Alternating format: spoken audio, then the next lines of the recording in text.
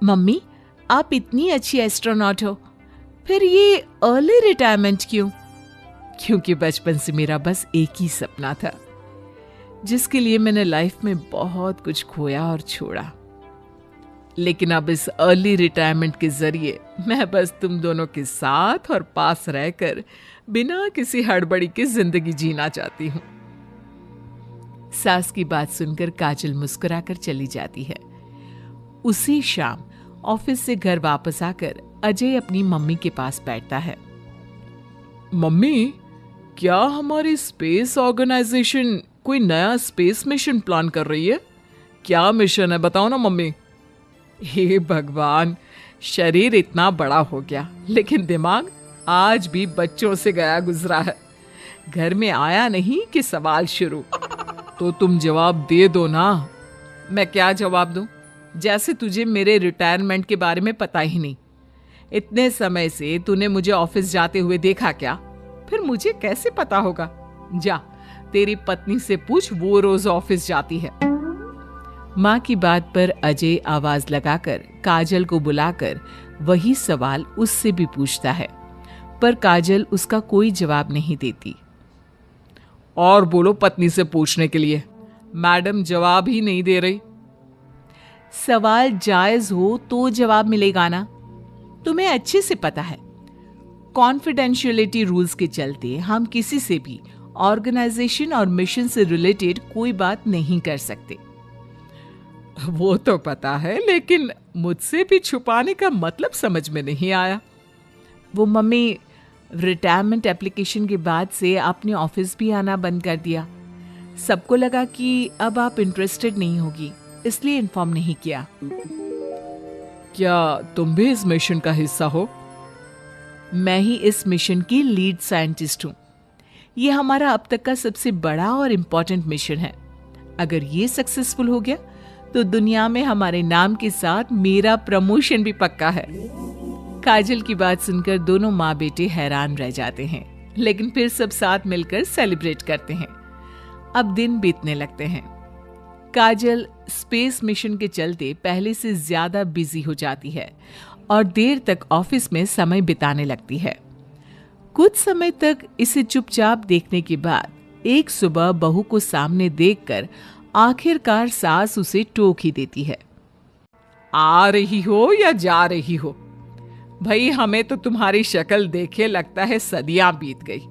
Madam कब आती है कब जाती है कुछ पता ही नहीं चलता। अरे ऐसा कौन सा मिशन है जिसने सुबह रात घर परिवार सब भुला दिया?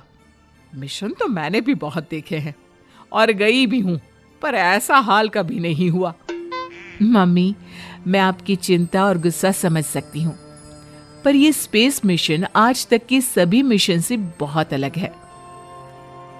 अच्छा, जरा मैं भी तो सुनूं, ऐसा क्या है इसमें?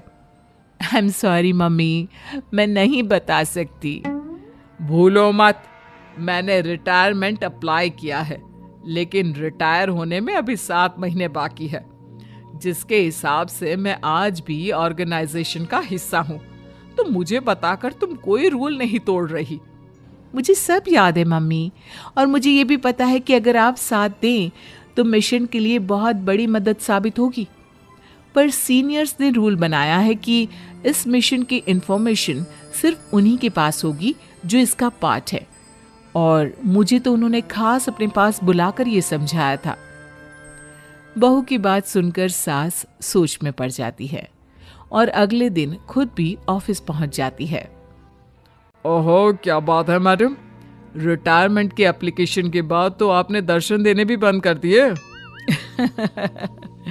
अरे सर, अगर ईद का चांद रोज निकला करता तो क्या उसका स्वागत इतने जश्न से होता?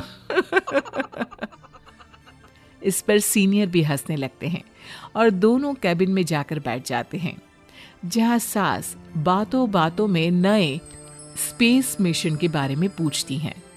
वो उन्हें मिशन के बारे में सब कुछ बताकर तुरंत एक इमरजेंसी मीटिंग बुला लेते हैं, जिसमें साइंटिस्ट की टीम और काजल के साथ एस्ट्रोनॉट्स की पूरी टीम भी होती है।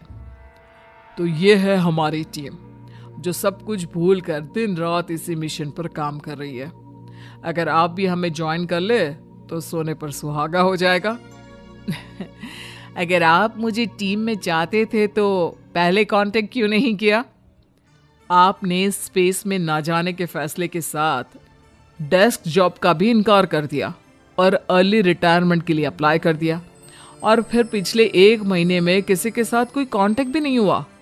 इसलिए हमने सोचा शायद अब आप ब्रेक लेकर इस सब से दूर रहना चाहती हो, और इसीलिए किसी ने आपको परेशान करना सही नहीं समझा। बात तो आपकी सही है, फिर भी एक सुझाव देना चाहूंगी। ये जो आप कर रहे हो ना, ये मिशन नहीं, साफ सुसाइड है। एक साथ इतने सारे लोगों को स्पेस में 6 महीने रहने के लिए भेजना आसान काम नहीं है, और ये बात मुझे आपको समझाने की जरूरत नहीं होनी चाहिए। हमें सारे कॉन्सिक्वेंसेस, स्पेस नेचर, मिशन की मुश्किल सबका पता है, और ऐसा करने वाले हम पहले नहीं हैं। इसलिए ये भी साबित है कि काम हो सकता है। आप सिर्फ एक एक्सपेरिमेंट के लिए इतने सारे लोगों की जान और मेहनत को दांव पर लगाना चाहते हो, जिसमें सक्सेस रेट भी मुश्किल से 1% है।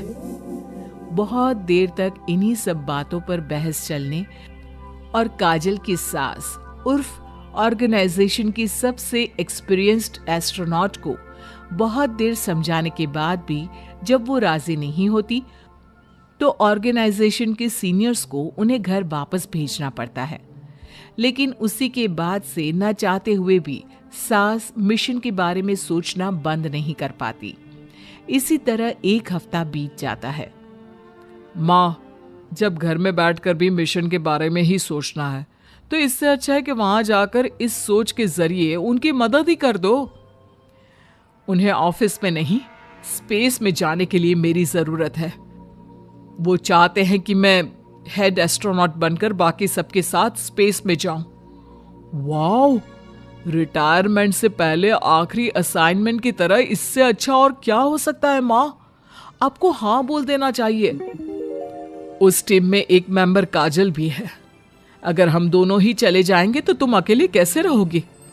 वहां से जिंदा वापस आने की कोई गारंटी नहीं बेटा। अब भी हमें भेजना चाहते हो क्या?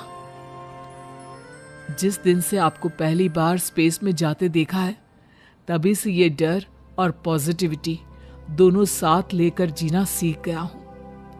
आप जाओ माँ, मुझे पूरा भरोसा है आप दोनों वापस भी आओगे और देश के साथ मेरा नाम भी रोशन करोगे। बेटी की बात सुनकर माँ के अंदर हिम्मत आती है और वो एक बार फिर स्पेस ऑर्गेनाइजेशन पहुंच जाती है, जहां उसके फैसले से सब बहुत खुश होते हैं और स्पेस मिशन की तैयारी पहले से ज्यादा जोश में शुरू हो जाती है। कुछ ही समय बाद दोनों सास बहू स्पेस में पहुंच जाती हैं। आखिरकार आज मेरी साइंटिस्ट बहू एस्ट्रोनॉट भी बन गई। सिर्फ स्पेस सूट पहन लेने से कोई एस्ट्रोनॉट नहीं बन जाता। मैं साइंटिस्ट हूं और उसी में खुश हूं। अगर मिशन की रिक्वायरमेंट नहीं होती तो शायद कभी यहां आती भी नहीं। इसी तरह दिन पर दिन स्पेस की अनेक मुश्किलें और दिक्कत सहते हुए देखते ही देखते 6 महीने बीत जाते हैं और नामुमकिन को मुमकिन करके दिखाते हुए सब सही सलामत अर्थ पर वापस आ जाते हैं, जिसके बाद से दुनिया भर में ये मिशन सास बहू की अंतरिक्ष यात्रा के नाम से मशहूर हो जाता है।